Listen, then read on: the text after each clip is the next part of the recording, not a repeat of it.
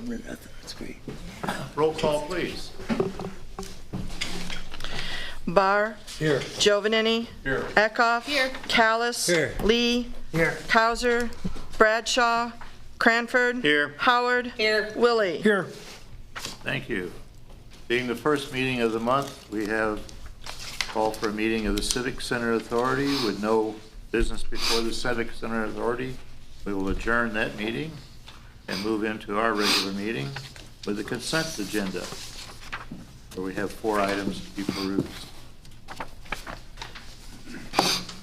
I would motion acceptance of the consent agenda. I second. Motion by Kelly, seconded by Barr. Roll call, please. Barr. Yes. Giovanini. Yes. Eckhoff. Yes. Callis. Yes. Lee. Yes. Cranford. Yes. Howard. Yes. Willie. Yes. Thank you. Question for Jim about the, is this a new format for our financial? Yes. Okay. I was lost. Yeah. I was going to ask the same question. I think we all were. Well, trying to read it on my computer was really, I was like, oh boy, Okay, moving on, we have item A. It's ordinance for the first amendment to ambulance transport agreement with OSF. Jake's here. Differences. Jake would like to give us insight.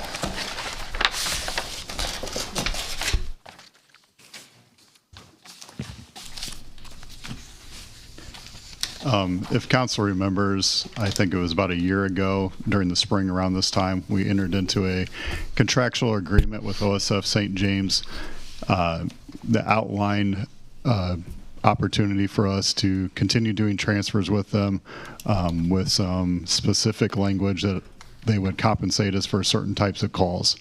Those calls would be where we'd run it through insurance, and if insurance did not cover it, we would bill or directly invoice OSF and they would compensate us for the transfer if insurance didn't pick it up. After doing it for a year, conversations between myself and their administration started again, and we were able to negotiate after several months a better contract to help us cover our cost a little bit better when insurance doesn't pick up for the patient. So I think all of you have been provided in your packet the amendment, and what that will allow us to do is guaranteed payment for the year. And I think they split it up in monthly increments, and the total for that would be around $75,000 for the year. We would continue doing the same amount of call volume that we do for them, but this would ensure us guaranteed payment instead of rolling the chance of not being paid. And I think this would be a very good deal for us if we were to pursue it. I don't have the exact numbers, but I think the estimated what we directly invoiced them last year was between $9,000 to $10,000. So with this new guaranteed, if it were to stay the same, you know, that's around what, $60,000 increase. I negotiated very hard on our behalf. This came up substantially from what they originally proposed to us, and after about 4 months of back and forth and me taking a hard line and making sure we were compensated fairly, this was the end result. So this is what we have before you tonight to consider, and it would be my recommendation to move forward with it. Any questions?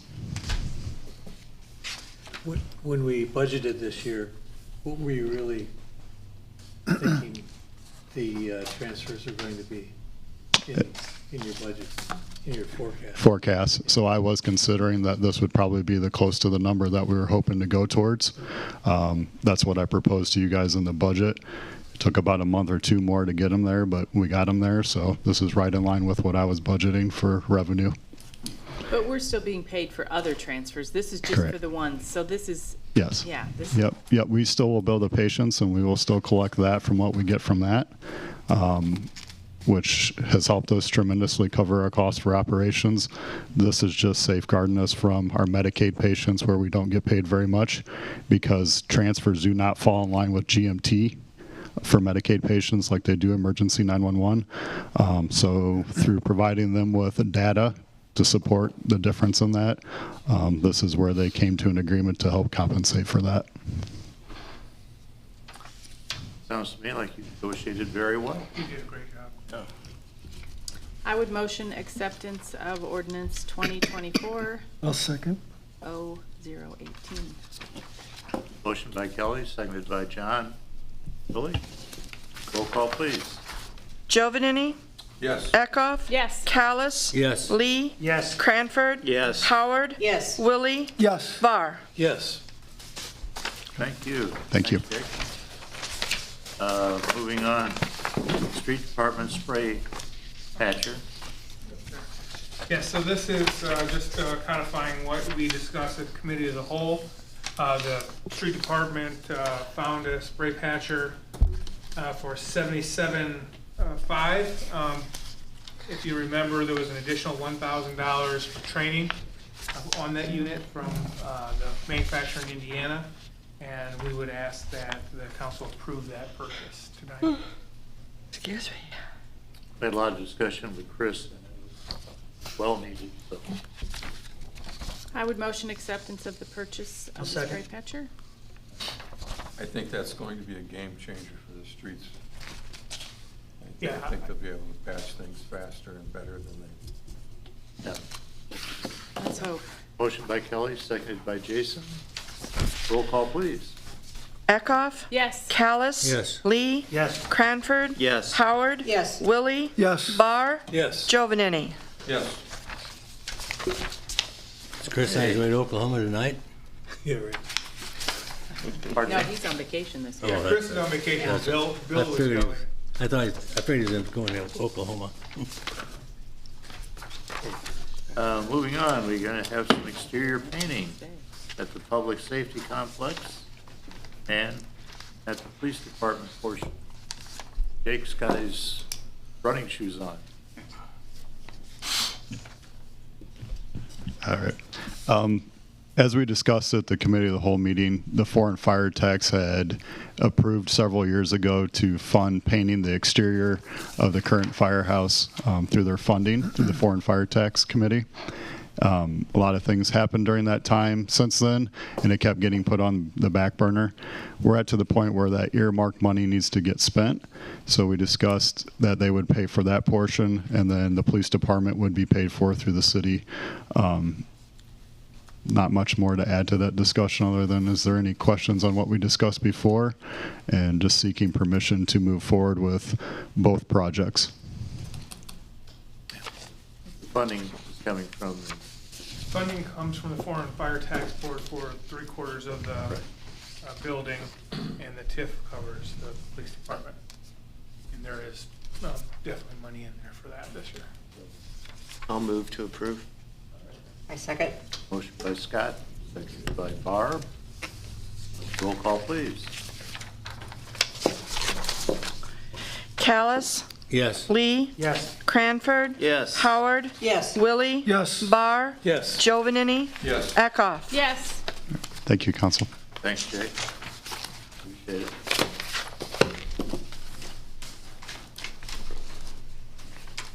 Then, Globe Life Accidental Supplement Insurance. Yeah, this is something that I've been talking with a rep from Liberty National Globe Life for quite some time now. They would like to offer city employees who are benefited this supplemental insurance, which is what most people would commonly know as like an Aflac type policy. In my research, Streeter, Fairbury, a number of, they're working on the county too as well right now, but most of the communities around us offer this. And this would be a no obligation to the city. It'd be a Section 125 pre-tax payroll deduction plan. So the members would also save money on their premiums as well, being pre-taxed. By no obligation and by allowing payroll deduction, Liberty National offers every benefited employee a $3,000 accidental death policy for the individual and their spouse, and $1,500 child, and a discount card for certain vision, hearing, and chiropractic services. And that is as long as the employee is a member of the city, they have that at no charge. And there is no obligation for them to sign up for any other policies. But they believe that their policies are strong enough, and they have some good rates that were quite a bit cheaper than Aflac for accidental injury and intensive care hospital and some cancer policies. And they have a number that they offer to the city. So I felt it might be a good idea to get some approval to move forward and offer a policy like this to our employees as well. They're totally voluntary. Totally voluntary. The company will come in and meet with each department and each member and go through their options, and then whether they sign up or not is up to them. Is this something that the employees have asked for, an additional? Yes, insurance? yes, I've had a number that have asked, that have had their own supplemental post-tax plans and have asked why we don't offer anything, and these guys came to me, and like I said, in doing the research, most of the cities around us offer the same policies. Thanks. We had something similar at the prison that people did. You did payroll reduction for. Might have been Aflac, but it was something similar to like the card. Yep. We've had several Aflac people over the years selling that program around the city. And typically it's volunteering and out of your own pocket, so I don't see any downside to us. No. I move to approve the supplemental insurance then. I'll say. Motion by Barb, seconded by Scott. Roll call, please. Lee, Yes. Cranford. Yes. Howard. Yes. Willie. Yes. Barr. Yes. Giovanini. Yes. Eckhoff. Yes. Callis. Yes. Thank you. Moving on, Illinois 1% grocery tax and local 1% sales tax. Yeah, so this is just an update. As you recall, the General Assembly approved the budget, the governor's budget, which did call for the elimination of the 1% grocery tax. That 1% grocery tax is a 100% distributed to Illinois municipalities. And there was, the Illinois Municipal League was vital in securing that 1% grocery tax would continue until the end of 2025, at which time Illinois municipalities would be able to enact their own 1% grocery tax, even if you were a non-home rule. In the past, it would require a referendum. And in addition to that, they also secured Illinois non-home rule communities the ability to pass an ordinance enacting a 1% sales tax. That's what we've been trying to do for a number of years through referendum. At this point in time, a referendum is no longer necessary for that, and a ordinance can be enacted at any time. However, we have until October to get a January beginning of the tax. The first deadline was April, which has passed, so anytime before October, that ordinance can be passed, and then we have to submit it to the Department of Revenue and record it, if that's the council's wish. That, nothing else changes in that statute. It still requires that the 1% sales tax is required to only be used for infrastructure, as well as abating any property tax or reducing property tax. So those are the two authorized uses for it. Which goes along with what we were trying to do with the referendum. With the streets. Our infrastructure, street program.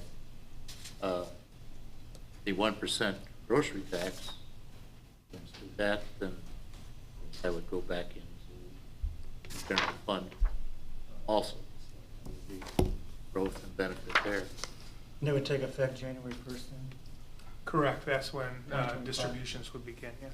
So if we enact this, do we establish a proprietary fund that all that 1% would go into specifically for infrastructure? Or would that be part of our conversation, that we would you know, if that's Yes. what it's gotta be, then. Yeah, so it would come to us, I'm assuming it will come to us like our other state distributions come, electronically. And yeah, we would make a ledger line item for it specifically as that 1% sales tax. So it would be completely separate and tracked. Yeah, it wouldn't be necessarily a separate bank account. No. but Oh, Right. no, separate- I be a yeah, I separate know It'd be that. a ledger I item in the meant, general I meant a fund. different fund like what, Yeah. you know, we have, because that would behoove us to. Yep, absolutely. Then we could track Make it sure and, that and our- move it up to with MFT funds or capital improvement funds Yeah. when we're doing infrastructure projects. Our for sure. constituents knew that we were not using it for Jim to go on vacation. Oh, yeah, no, absolutely. It'd be trackable, auditable, Yeah. and yes. And Also, it again, didn't look like we were shoving something under the rug. Right. I think Or shove it once the anywhere ordinance is Yeah. written and passed through and everything, there'll be a greater explanation. Yeah, But as you all know, we have a lot of funds that come in. City, and there's a lot of separate, oh, yeah, I just meant that, so, a selling point to the, Yes, I have it. to our audience of, Basically prepared. we're not trying to do this I'll send to it over just to you. get more money yeah. for, Well, I think we've talked about it long enough that we know that we need more money to do more things, Yep. so this would be our opportunity. exactly. And there is a model ordinance that is already out there that we can prepare for consideration. Good. I take it a consensus would be that we should prepare the ordinance and bring it forth to the council. I would suggest you pass it earlier rather than later, Right. Yeah, because if you remember our marijuana tax, we filed it with the state, and then we didn't get on the record, and we had to refile it again.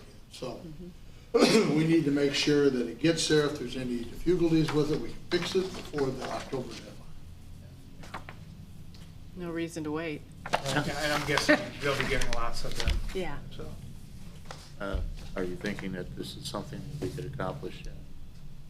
There's already a model ordinance. Yeah, it can be ready next council. So,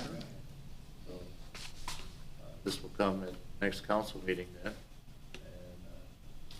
and will be publicized before the fact. So you'll all be prepared for phone calls and explanations to follow.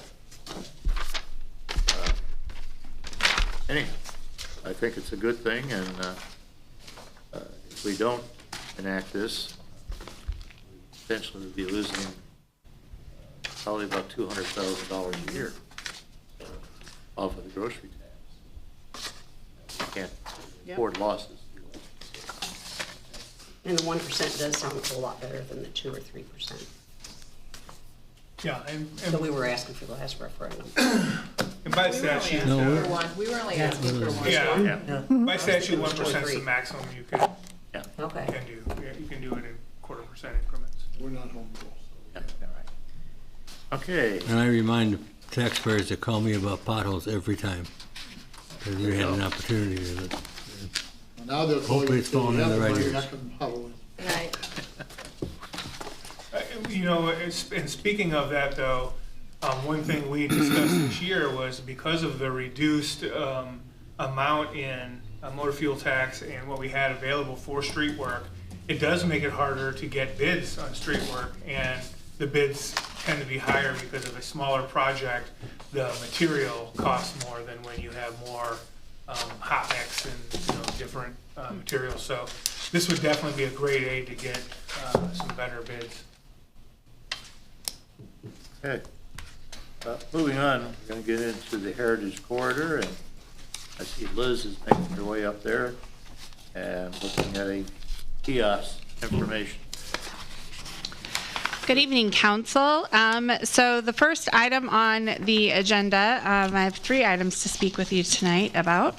The first one is permission to enter into an MOU with Heritage Corridor regarding our Route 66 grant. It was for up to $55,000. Hopefully everyone had the chance to review it. And it has to, it's to pay for the kiosk that we submitted for in the last round of grants for the Route 66 DCEO grant. So this MOU is similar to the one that we had for the mural on the Bertram building. It basically, the CVB is the one getting the grant, and they'll pay the bills out of that grant, and we enter into that agreement with them. Our share to them is $5,000 for administering the grant, and then in the total grant we have up to $55,000 for the kiosk, which will also cover installation of the kiosk, which we can do ourselves, so we can charge that off to the grant. I would motion acceptance of the MOU with the Heritage Corridor. I'll second that. Are we gonna make this June 21st deadline? Yeah, right. Okay. We have a motion and a second. MOU. Roll call, please. Cranford, Yes. Howard, Yes. Willie, Yes. Barr, Yes. Giovanini, Yes. Eckhoff, Yes. Callis, Yes. Lee. Yes. Super. Liz? So then the next item is the kiosk itself. In your packets, you have 4 different, I guess you could call them bids that we got from different companies. I pulled Andrew Henderson in on this conversation because we wanted to make sure we were getting the correct product at the end that did all the things we wanted it to do and was also, user friendly, but also on our end was easily, we all know we've had some difficulties with our electronic sign in the past, so we just wanted to try to avoid any of those bumps we've had in the road from that. So with that, those 4, the thing about these 4 quotes is that they're for 4 very different products. So we actually had a Ready Ref, the first one that's in front of you. We all sat in on a meeting with them, and we were all very impressed with the product that they offered, and that they have not only the hardware but also the software component, and they had their software company sit in with the hardware company and discuss all the options. They just, support-wise, they seemed to be the best as far as the hardware support, the software, and how long that software would work for us for. So that's the one that we would like to go ahead and purchase. And just to echo what Jim said, this would actually just be approval for this kiosk. The Heritage Corridor pays that company directly. The long-term annual cost to operate it after the grant is paid for? $21.25 a year. Okay. That's the software maintenance and update. Where are we gonna put it? Yeah, that's my question. The plan right now, the plan right now is, initially we were talking right in the alleyway across the road, but in our discussions here, we need to make sure there's access for vehicles through there, for utilities run through there. And so, right now we're thinking, one of our best options might be in front of the second double door where the bench is, next to that bench. So right out in front of the 66 Museum. We have to just make sure that its footprint and everything allows for the sidewalk to be accessible and wheelchair compliant and all of that. So, but that's our plan is as close to the museum as possible. Will there be any electrical work required that'll be above this, like, the cost here does not include any electrical work? Right, so the electrical would, that's why we want it close to the building too, to run power from the building underground and come up from underneath it, so. And is it dedicated to a single theme, or is it, does it give, Multiverse. a view of everything people can find? Oh, yeah. So we'll actually work directly with the company to program it. So the majority of the travel kiosks that we saw there, and what we wanted is something that's more wayfinding focused. So, eat, drink, play, enjoy, that sort of thing.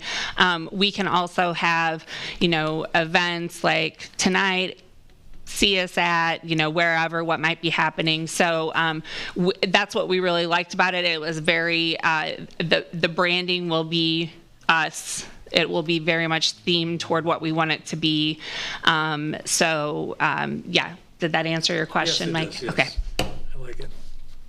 So does this fall, the total is the 37, no, 55 or something. 37,285, is that what this one is? Correct. Okay, so we would have, the additional electrical work would fall under the 55,000 that we have, so Right. most likely we won't spend all 55,000. Yeah, I think in the end, we thought we'd be really close. Yep. As long as we don't go over. Is this interactive? Yes. Okay, Oh, yeah, it's a touch kiosk, yeah. okay. Can I give a question to Alan? I am on that board. And I don't, you're unpaid, right? Pardon me? You don't get a compensation, you're not paid. I am not rewarded with So anything. there's no economic benefit to you. So I don't see that as a legal conflict. I just help make these suggestions, that's what I do. I don't see it as a legal conflict. If you feel that it presents something that would give an appearance of a conflict, then you're free to abstain. And from a legal standpoint, you're not benefited in any way, shape, or form. Right. And the program we're part of is something that we're already part of. Other communities are part of similar programs.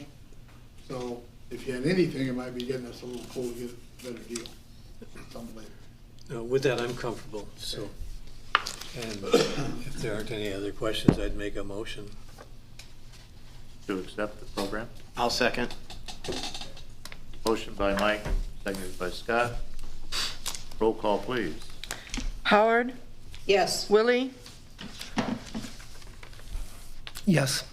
Barr, Yes. Giovanini, Yes. Eckhoff, Yes. Callis, Yes. Lee, Yes. Cranford. Yes. One more time, Liz. All right, so summer update. So I have been getting lots of questions about what's going on this summer, and we thought we would just do our debut here tonight. So it's hard to believe, but it is the 5th season of our Rockin' at the River Summer Concert Series. So I just wanted to give you all an update. Our first concert is going to be Thursday, June 13th. We have a fantastic band, huge band planned for that. They're called Brass from the Past. It is a 16-member band with a huge horn section. They play lots of great songs from 60s, 70s, 80s. I'm sure you can think of some songs that have a good brass section in them. So those are the tunes you'll be hearing. Then on Thursday, 6/27, we have Fiddle Rock back. She's one of my favorite performers. She's a classically trained violinist, and she plays updated versions of pretty much anything you can imagine. If you've seen her before, you know, and she's a great, she puts on a great show on top of it. So I'm excited to have Casey back here. A little bit off topic of Rockin' at the River, but July 6th, as we had discussed, months ago, is the Independence Day celebration out at the Oaks. I would like to put a big thank you out to the Elks Club. They gave us a very generous, they partnered on the fireworks for this year, $7,500, and then the trusts as well have put money toward that. We have a really, really exciting band for that booked called Flatbed Fords. They are a Eagles tribute band, a lot of very talented musicians, and we figured, who doesn't like the Eagles, right? I think it's going to be a great one. So Then back to the park, we have on Thursday, July 18th, Carrie Sue and the Woodburners. Carrie Chandler is originally from Pontiac. She's gone on. She has a great career in music, and this is one of her new bands that she's playing with that she leads, so we're going to have her back. August 1st, which is also a Thursday, we have the Brother John Band. John Katke is a very talented guitarist and keyboardist. He's been here before with some other bands, actually, that he plays with. This is his own band that he'll be playing here with. Very, a little bit of blues, a little bit of New Orleans, a little bit of, you know, that theme of music. So he always puts on a great show. 8/22, which is also a Thursday, is Love Sign. They are a cover band. They play a really wide variety of music, but it's all with a rockabilly theme. They kind of dress up in the rockabilly theme. They have, you know, the stand-up bass, 5-piece band. And then our big summer send-off that we have every year, we will be having once again. That is a combination of our final cruise night of the year and GTO weekend, so a lot of the Pontiacs are in town, and then we have the bands and food and everything down at the park, and that is going to be Kaleidoscope Eyes, who, well, you guys know I have to have a Beatles band every year, so they're one of my favorites. I need a drink of water, excuse me. That's it, Liz? So that's for the Rockin' at the River. I just wanted to go over a few other things. Misty has been working very hard to do a lot of new programming. We had our first cruise night of the year, May 15th, I believe. 18th. Gosh, everything's flying. And our next cruise night is actually going to be the Taste of Pontiac and all things local. You have the flyer in front of you. I just wanted to talk a little bit about that. Misty has been working really hard to get local vendors, food vendors, different food restaurants all throughout anywhere in Pontiac. But she's also enlisted some volunteers, and they've been working very hard to help try and get the word out as well. Ashley Westbrooks is actually on her advisory panel, her and her stepdaughter, Ariana, who has also been coming in and volunteering with us. I think she said that she took like 60 packets out and said, I will make sure that these get in the hands of local businesses. So it's been a really good, I'm excited to see this idea come to fruition for her. So if you have any questions about that, there's a lot of stuff on here. This will get updated with some other things as well, but that is coming up soon. So that's going to be a really big weekend here. We're going to start with our first Rockin' at the River. The next night we have Municipal Band. We have the Taste of Pontiac. The Sunday there's the third Sunday jam that'll be at the Eagle that we have with the Rusty Wheels. So it's going to be a fun-filled weekend here in Pontiac. We're pretty excited about that. Anybody have any questions? So besides yourself, give Misty a big pat on the back also. Will do. I went to the farmer's market this Saturday, and there's twice as many booths there as I've seen before. It rained, but there were a lot of people. I spent some money, so it's good. And everybody I talked to, even though they're being rained on, I understand they're signed up for the rest of the year, so we should have a really good farmer's market this year. And Misty's name came up often, so it's a good thing. And if I just say, just a segue back to Heritage Corridor, I arranged to put the latest issue of the Heritage Corridor's travel manual in all of your inboxes. Take a look at it. The Pontiac is 80% of it is about Pontiac. We're on the map, our advertisements in there. There's a conversation about the city. It's really good. And if you can't find it, walk across to the museum. There's a kiosk over there with hundreds of them for the taking. So Yeah, and so just to talk a little bit more on that, so far for the taste and all things local, she does have 15 vendors signed up so far. I believe she has currently 4 restaurants, 4 food vendors participating. So we're definitely looking to increase those numbers in the next 2 weeks, but that's really good for the first time out. We're pretty happy about that. And then also just a really quick update on Farmers Market. Thanks for mentioning that. Yeah, her the first one of the year was last weekend. And yeah, that was my understanding. I was in Arizona, sorry. But it was pretty cold and rainy. So she did have I don't know how many, 16 vendors show up this past Saturday, but she has well over 20 signed up for the whole entire year. And we know from history that that will continue to increase.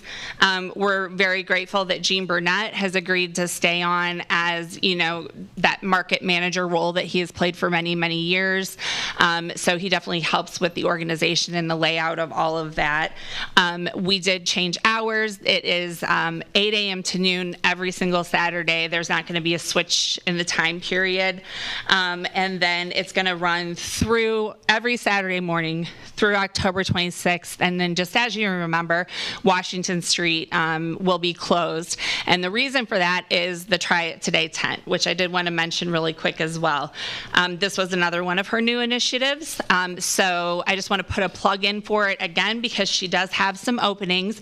But the Try It Today tent, there is a host for the Try It Today tent. So it could be a business, it could be a person, it could be an organization.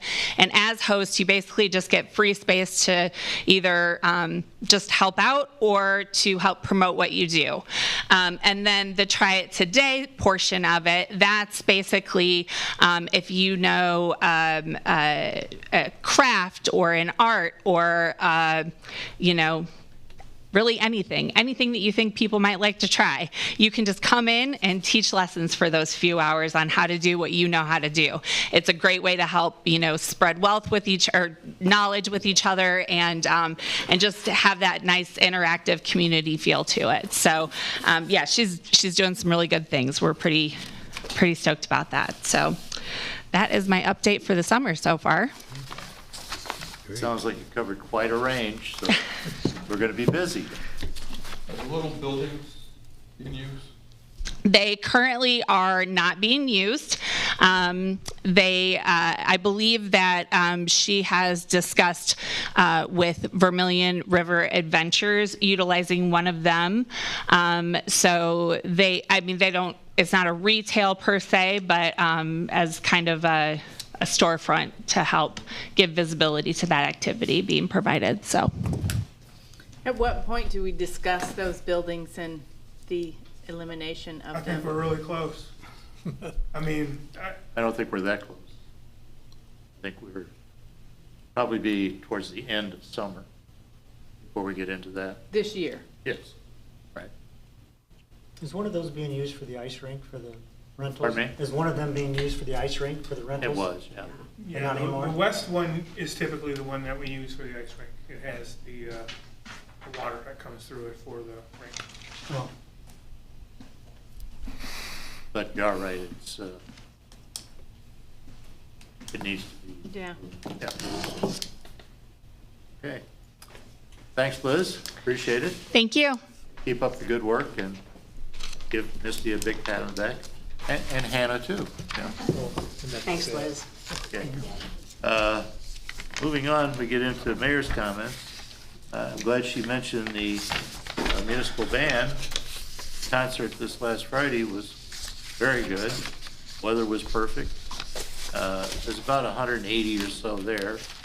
But there was a lot of activities going on with schools and whatnot. But it was very well attended, and the band was definitely good. If you're uptown at City Hall, we do have some interns and volunteers that are up there. It's often nice to see a strange face, you know, so introduce yourself and work on it. Brian has an intern working right now. Is that Hunter? Hunter Trainer. Hunter Trainer. I think he brought him in. He's a pretty good golfer, too. Yeah, he's an engineering student at Olivet. Yeah. So then Nice. Liz mentioned a couple of volunteers that the Richmond community team has put together. And we like volunteers, as we all know. The other thing to mention is that we're proceeding with the housing gathering. Put out a email to all the participants, trying to set up a meeting with the state to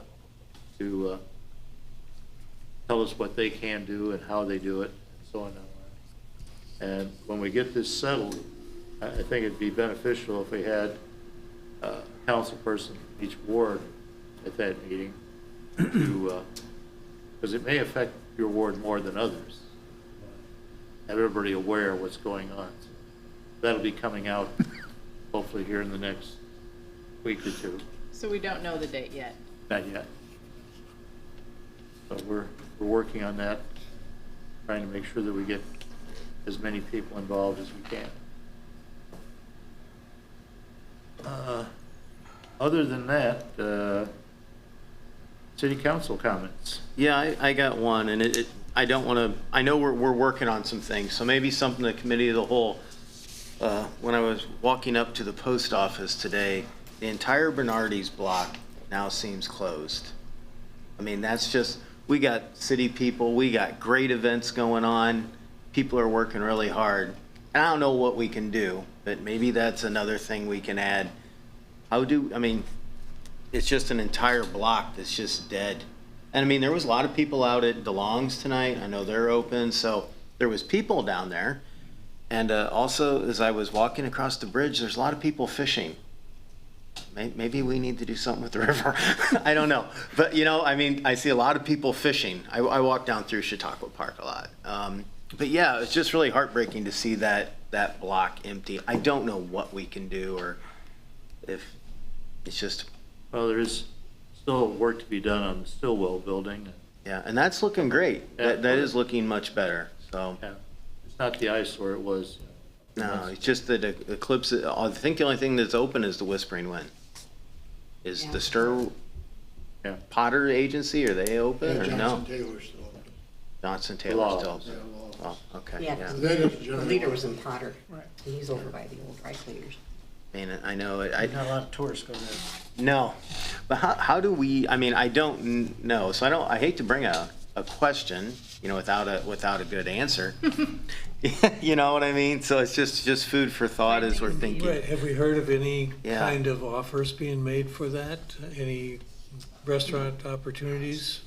Not There- for a while. I know somebody had gone through there, I think prior to their second price drop, and I haven't heard anything since then. Is there incentives we can give or things we can do to help get? I mean, we have some great restaurants in town. I was, man, it'd be great to relocate downtown. Maybe where you're at now is not super. Get downtown. We have a ton of activities going on. I mean, honestly, Liz, Misty, everybody is just knocking it out of the park. Yeah, they are. I mean, I would think as a business owner, this is a great opportunity. And I like the thought of an incentive to bring someone. I'm just not sure, It but if just that's makes something sense. you're rattling around or we're thinking that we can do. Well, we proposed several opportunities, more for bringing in retail business. Right. And as you talk about one block there, more concern is Madison Street, the block where the Sartoris building is empty. Oh, yeah, that hurts too. And then on Mondays, all but Pfaff's Herbal Health on that block is closed. Yeah. So when you see no cars, it's often disheartening. And, you know, from the block before that, on Mondays, the store open is Wright's. Surprisingly, Mondays are fairly good traffic for us at the store, but the restaurant is closed. When the restaurant is open and operating, there's good traffic there. Same thing with Acres. They're open and operating, good traffic. So, The sad thing, just a very few years ago, we had conversations about parking problems. Remember that? Oh, yes. People said there's no place to park. And Well, we there's said still that's a parking good problem. problems. Yeah. We said that's a good problem to have. Well, Yeah. Well, we've got some good businesses, and we have had inquiries, but I wouldn't call them no offers. A lot of times you get inquiries where people are speculating, not necessarily jumping on the bandwagon. I think the finishing of Stillwell is gonna be key to that lot. Yes. Because it was also a facade grant for the building next to it, which I'm sure they're waiting, you know, for Stillwell to get finished before they move forward on any of that. And I don't know what their plan is and whether they plan to Yeah, I saw come it back, for sell, rent. or whatever, I don't know, but I think that's gonna be key, and as we are looking and inventorying our downtown, all of those issues come to the forefront on what we can do, while, you know, we wanna invest wisely down there to make it sustainable, since we are limited in our, you know, the TIF is in our last 11 years, so, yeah. As you know, in the housing issue, you know, we have 3 basic phases. The downtown second floor is one of those phases. We will continue to work to build that up into where we have all the numbers we need to make any kind of plan available. There would be more incentives there too. And Yeah. once you bring in more people, it certainly would bring in more business. Yeah, yeah, no, we're taking some good steps. I Yeah. just curious if, you know, if a business approaches or you hear something, is there what we can do? As the rumor mill goes, there's a lot going on. But in the point of fact, most of the rumors are wishful thinking more than anything. So I have a separate question. You mentioned Brian has an intern. Do we have an official city intern program that we, Not Relationship.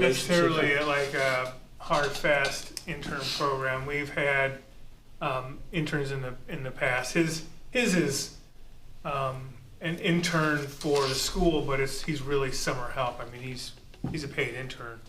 So, but we don't necessarily have a laid out intern type program. They've kind of come and gone over the years. I want to look at something like that. When I had a publishing group, we would bring in interns, you know, who were in our particular environment, media. Some of them paid, some of them free lunches, some of them college credit. But to do that, we built a relationship with, you know, colleges and things around the area, high schools and all that. And, you know, I'm thinking of Liz with needing help, that, you know, an intern would be great. We've had students through the LACC Mm-hmm. and different programs through the years, yeah. Okay. We like volunteers quite a bit. Right. You know, something I see every day, and I always say I'm going to say something to Chris Brock or somebody. These utility boxes all along the roadsides that are falling apart, that people have to mow around them, they're all over town. How can we make the utility companies take care of their property? I assume it's theirs. Right across from the front entrance to Caterpillar, for example. That's been laying there for months. You know, who makes them put that together? It's just, I don't know. I think we can put some pressure there. Well, I don't know who you talk to. I don't know if there's. It's the phone company box is the one Bill's talking about. Oh, And phone companies tend to be the worst ones. I mean, ComEd, with the power, they tend to take good care of theirs because of the danger factor. But I've seen out in the country, telephone ones open for, I would think it would corrode and cause problems. Yeah, this one is Right. laying, Probably both is. sides of it are open. Probably is causing problems. I see they mowed around it again today. Did So, they? yeah. Probably was from the mower hitting. I think. No, I think it's just they Probably they just generate. don't take care of them. I have some contacts. They don't even know that it's open, you know? Bill, we'll make some contacts if we can't get some of that. I was gonna say, ComEd is pretty good about everything. Yeah, this is definitely a phone company box. Yeah, it's always the phone company ones that are pieces laying off to one side. There's not very many phones anymore. Do you have anything else to add, Jim? Just real quick, Kelly, you mentioned the warrant list, and so what, we're brand new into Locus 8, and this came out, as you can see, not necessarily in department order, so we're working on figuring out how to get this in department order. At a worst case scenario, we can at least put out a legend on what each of the first two numbers of these are. For example, like the 25s are the airport, 30 is the rec center, 37 is the ambulance. So all those codes mean what department they're in, so Yeah. we can get that information out, and hopefully, I think, next time we'll have it down enough to where it can print in department order like it used to. Quickly, the PD was awarded a $26,500 small rural tribal body-worn camera grant, as well as a law enforcement and training and standards board grant for another $26,000. So that will pretty much cover the cost of those body-worn cameras. And the last thing is the Centennial Plaza. You've noticed they've been seal coating the ground back there. Now it kind of looks a little more inviting, and it just so it's publicly known that that area is back there designed for the public to be able to use those seats to sit down. You can still drive your car up to the mural and make use of that mural as we move during this year and do this trial run toward the actual plaza. So we want to get that in top shape, and we'll be putting some murals. The stenciling on the ground as well. Progress, small steps, we like those. I'd ask for public comments, but I guess I'd have to bring a public in, so, We think Murph's probably at the Pontiac. Well, yeah, that's what I would hope, That's probably where he's at, and they won, by the way. That's amazing, as I understand it was defending state champions. Two-time defending state Two-time. champions. According to the news segment the other night, that's the team they were playing was two-time defending state champions. Oh, Pontiac was playing. Yeah. As you notice, According to Jim Mattson, anyway. I think trust more. his. we're missing a couple people tonight He interviewed the girls. for health reasons, so keep good thoughts for everybody, and as with that, I believe we are adjourned. Thank you.